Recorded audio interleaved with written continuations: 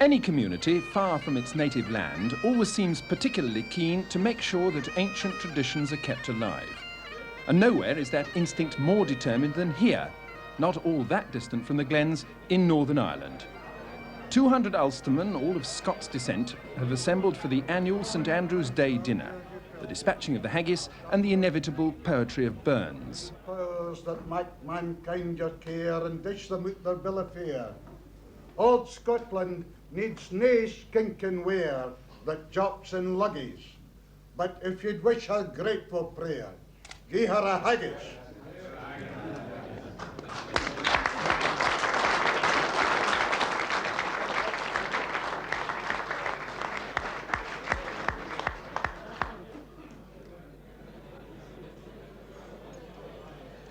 The St Andrew's Day dinner is, of course, only one event on the Northern Ireland social calendar. There are, in fact, functions like this going on all over Ulster several times a week on every week of the year.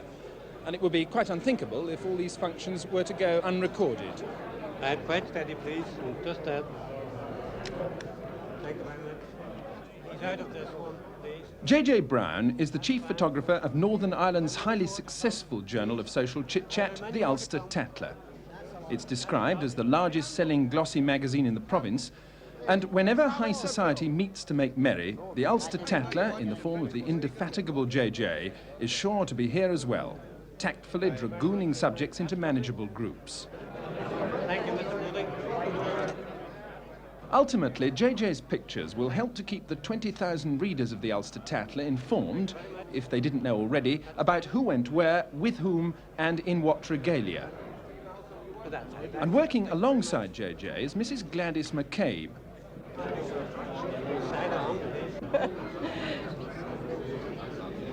Which part of Scotland? She's the social editor of the Tatler, and it's her job to quarry out all those gossipy bits of information that her readers want to hear. Described of all the previous presidents. Very interesting. Well, I report on all sorts of functions like this one. Well, they cover women's, men's organisations, dinners, organisations concerned with sport, all sorts of things that you wouldn't believe are going on in the north of Ireland at the present time. When you come to a function like this, what sort of things are you looking for? Well, generally, I'm looking for women who are dressed in an attractive or extreme fashion. But tonight, of course, there aren't such things or such beings, this being a male function. But I like to look for interesting people, ask people what their jobs are if I haven't met them before, what they're doing, why they're at a certain function, what their interests are, business life and so on. I've been in a picture. The Ulster Tatler has always maintained its own distinctive way of looking at life in Northern Ireland, studiously avoiding any reference to anything connected with what people here tend to refer to as the Troubles. In fact, leafing through the Tatler, the only impression you'd ever get of what's going on here is that life is one continuous round of receptions, dinner dances and hunt balls. Take last March, for instance, the month when Stormont was suspended and when direct rule was imposed, when a mass rally of thousands of Protestant loyalists was addressed by Mr. William Craig and Mr. Brian Faulkner. The Ulster Tatler for that month reports the Northern Ireland Keep Fit Association's dinner dance and the Scrabbo Golf Club's annual dinner. In May, when the official IRA, you'll remember, declared their ceasefire, the Ulster Tatler for that month reports the Royal National Lifeboat Institution's coffee morning and bring and buy sale, a National Trust poetry reading, and there's a travel feature on the Bahamas.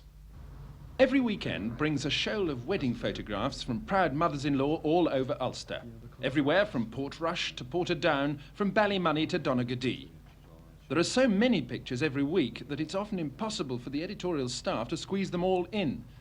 And this is in spite of the fact that the magazine is now bigger than ever.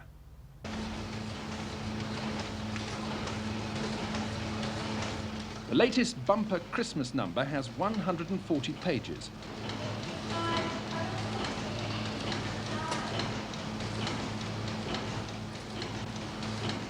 And that's more than at any time since the first Tatler rolled off the presses here 6 years ago. We're probably the only people who are covering these particular functions, and this is why the Tatler is popular. But why is it, do you think, that people want to read about these functions? Well, and the see people them? like to see themselves in print. They like to see their photographs. If a woman has spent maybe 20 or 30 or 40 pounds on a dress, it's nice to be able to see that reproduced in the paper. Or if a bride, maybe she spends £100, and before we were in production, nobody ever saw that. And now we're able to show this dress to everybody, other than just the people who were at the reception. Is it some sort of escapism that people in Northern Ireland like seeing this sort of thing? Probably is a wee bit of escapism. Probably we've sort of done well out of this in a way on the escapism side.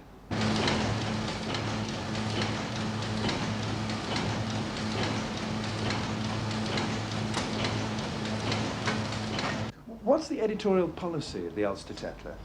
Well, the policy is to cover social events and weddings. But how is it that you've been able to escape from the troubles in the way you've been covering things? Well, we haven't really escaped. We've had our windows were blown in a couple of times and this sort of thing. And wouldn't say, of course, in our homes we're all kind of a bit nervous about the troubles. But, you know, we just keep going. But anybody looking at the Ulster Tatler and coming to Northern Ireland for the first time wouldn't dream that there was anything else going on here. Well, that's probably true. That's true. Well, this is our job to cover these functions, and this is what we do. As long as the functions go on, we'll cover them.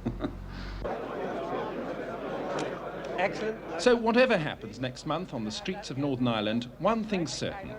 J.J. Brown and his photographic colleagues will be making sure that no one of note can possibly escape the attentions of the Ulster Tatler. Thank you very much. That's grand. Thank you.